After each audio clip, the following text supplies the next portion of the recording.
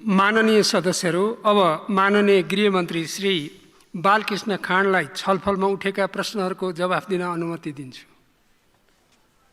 सम्माननीय सभामुख महोदय, प्रस्तुत नेपाल नागरिकता ऐन ६३ लाई संशोधन गर्नको विधेयकका उपर सामान्य छलफलमा मान्यजीहरूले ज्यादै नै संवेदनशील रूपमा र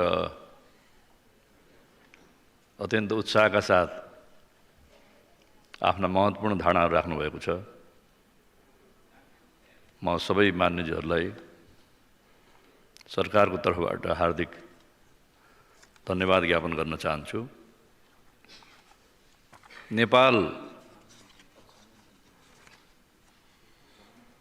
बहुजातीय,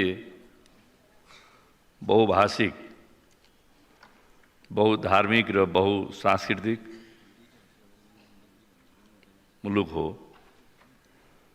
नेपालमा भौगोलिक हिसाबले पनि मधेस, तराई, पहाड, हिमालको अवस्थिति छ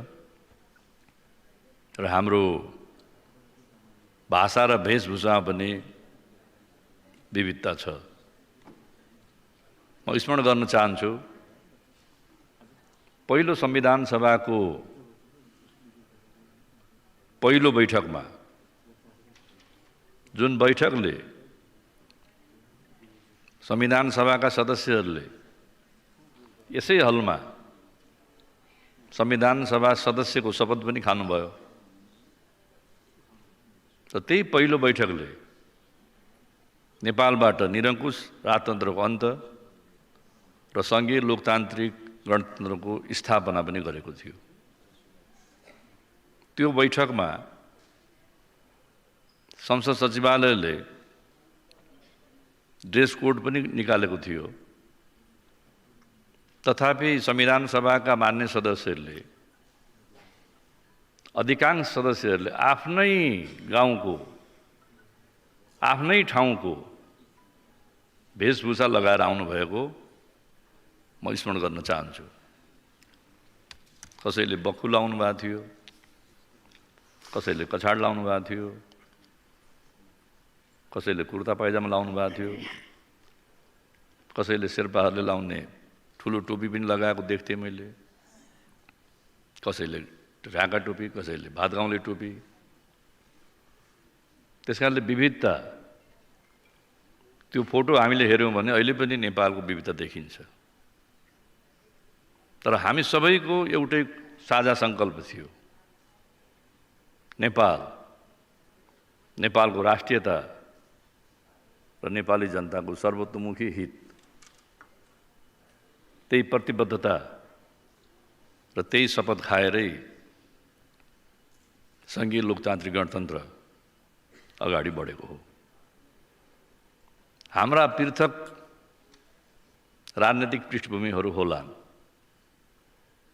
राजनीतिक आन्दोलन, सङ्घर्ष, युद्ध, जनयुद्ध, मधेस आन्दोलन, भाषिक आन्दोलन, थरुहट आन्दोलन लगायत विविध आन्दोलनहरूको संयोजन नै सङ्घीय लोकतान्त्रिक गणतन्त्र हो। सबैले सबैलाई, सबैको अस्तित्वलाई स्वीकार गर्नु, सबैले सबैलाई सम्मान गर्नु नै हामी नेपालीहरूको एउटा विशिष्टता हो। त्यहाँदेखि त्यो विशिष्टता कायम गर्ने क्रममा विभिन्न धारणाहरू व्यक्त होलान्। म आलोचना पर्यालोचनामा जान चाहन्न। म सबै साथीहरूलाई, मान्यजीहरूलाई विशेष धन्यवादै दिन चाहन्छु।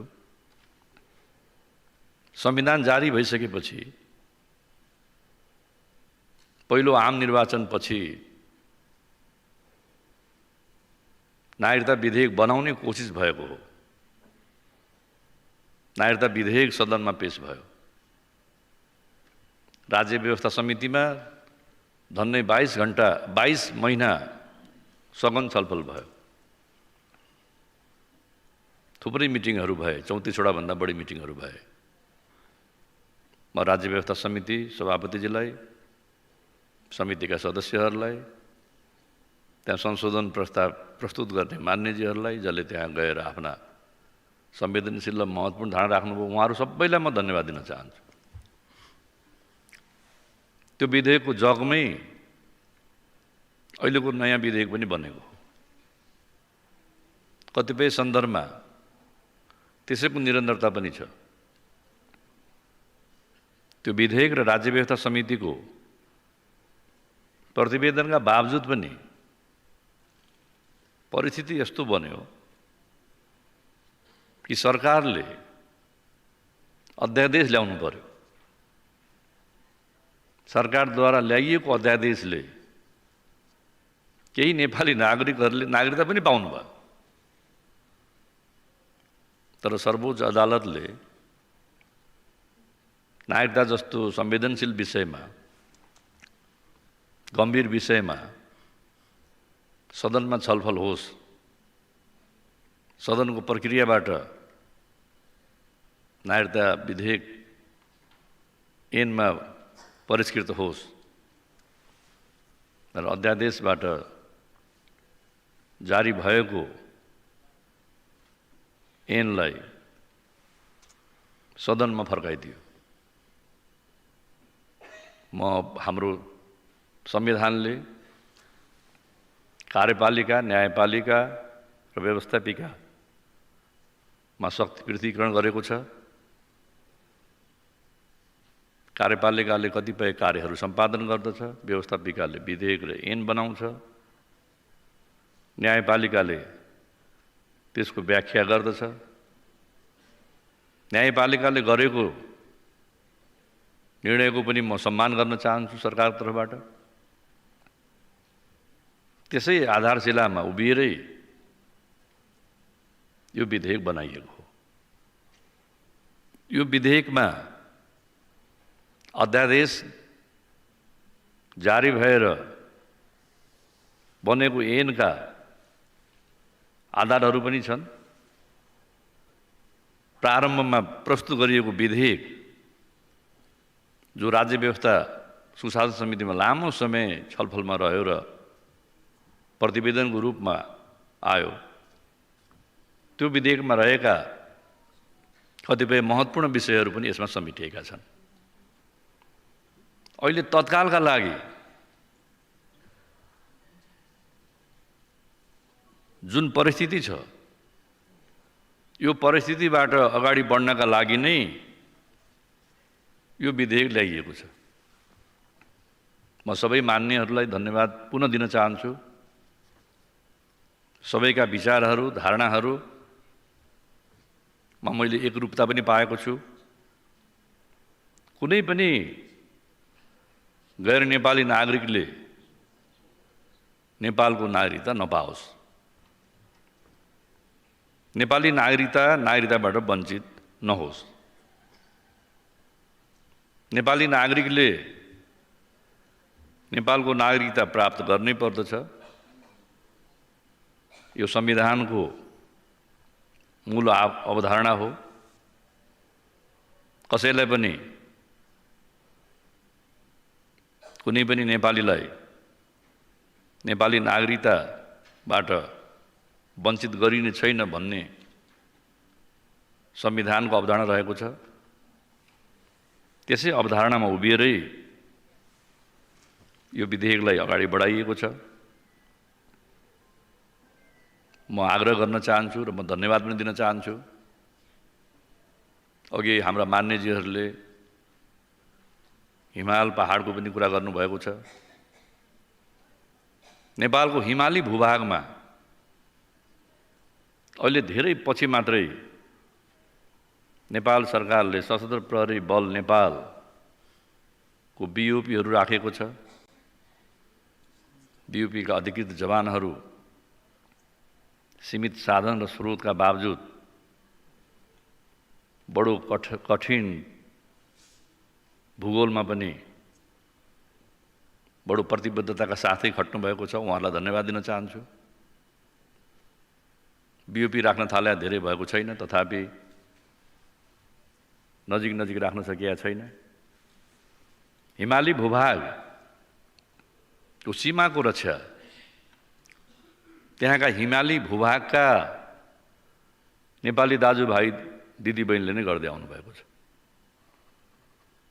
कठिन र कष्टकर भौगोलिक अवस्थामा पनि घर बनाउनु भएको छ, गोठ बनाउनु भएको छ, खेतीपाती गर्नुभएको छ र उहाँहरूले यो हिमाल हाम्रो हो, यो चुचुरो हाम्रो हो, यो पहाड, यो हिमलेख हाम्रो हो, यी ग्लेसियरहरू नेपालका हुन् भन्ने सदियौँदेखिको उहाँहरूको दृढताले, दाबीले नेपालको भूभागको रक्षा भएको हो। चाहे त्यहाँ राई लिम्बूहरू हुनुहोला, चाहे शेर्पा, लामा र तामाङहरू हुनुहोला,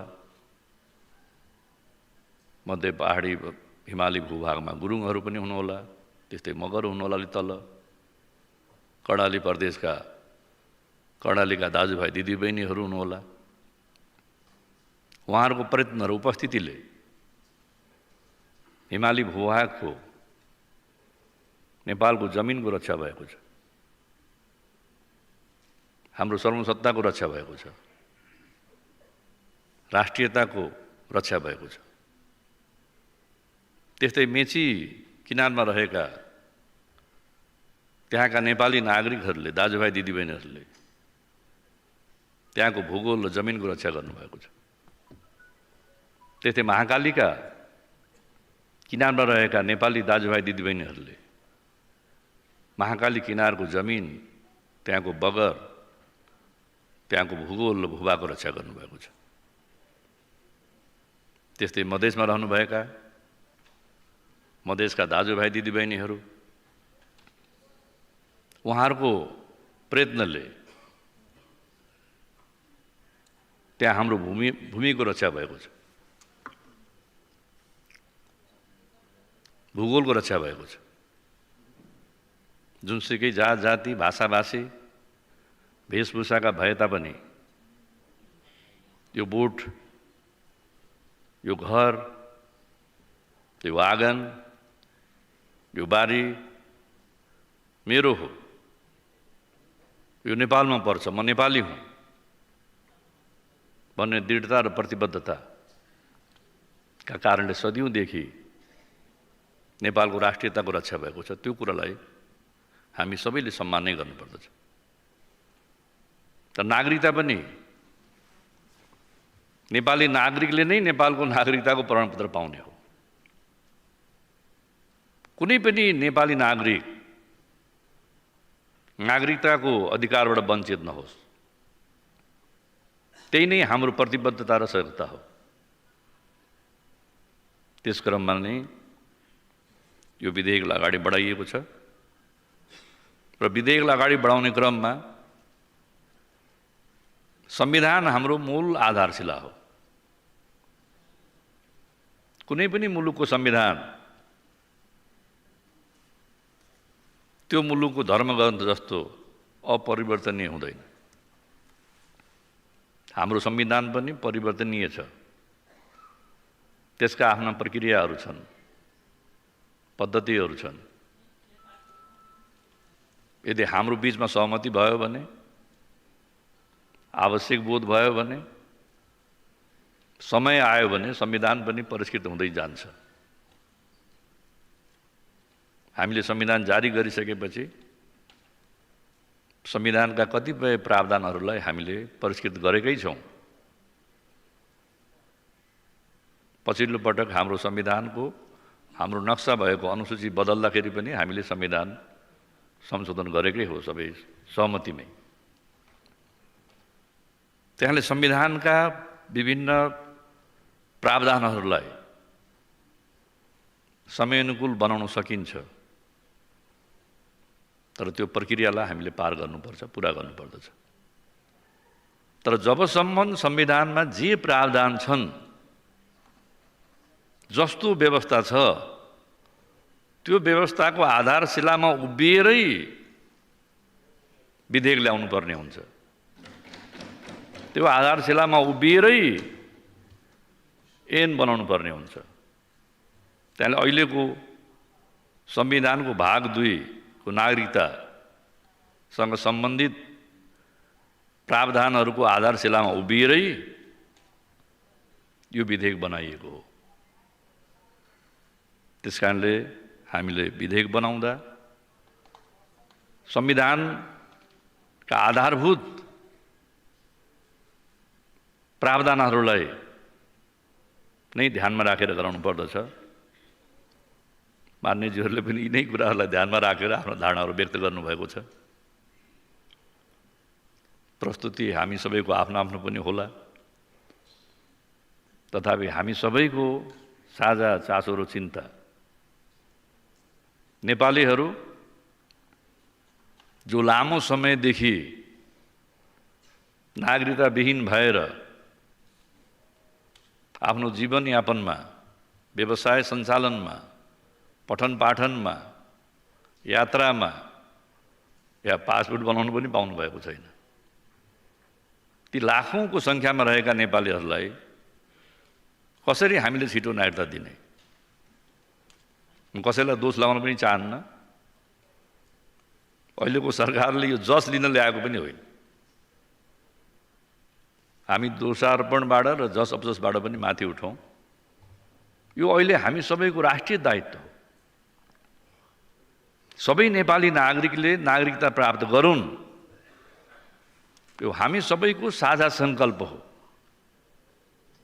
त्यसकारणले हामी सबैले यो सङ्कल्प पुरा गर्नका लागि नै अगाडि बढ्नुपर्दछ र यसमा सम्मान्य सभामुख महोदय, सङ्घीय संसदका सबै मान्यजीहरूको यसमा सक्रिय सहभागिता, रचनात्मक सहयोग र सकारात्मक धारणाले यो विधेयक चाँडो पास हुनेछ, कार्यान्वयन जानेछ।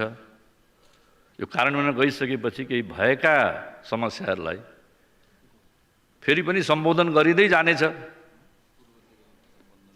एकपटक विधेयक आयो, पास भयो, त्यो सदाका लागि हुँदैन। त्यसमा पनि परिवर्तनकामी छ। त्यसलाई पनि अरू थप परिष्कृतिकरण गर्न सकिन्छ। त्यही म सबै मान्यजीहरूलाई धन्यवाद दिँदै त्यो नागरिकता विधेयकमा उठेका मान्यजीहरूको जिज्ञासा र छलफलमा उठेका महत्त्वपूर्ण विचारको म हार्दिक सम्मान गर्दै आफ्नो भनाइ यहीँ टुङ्ग्याउँछु। धन्यवाद।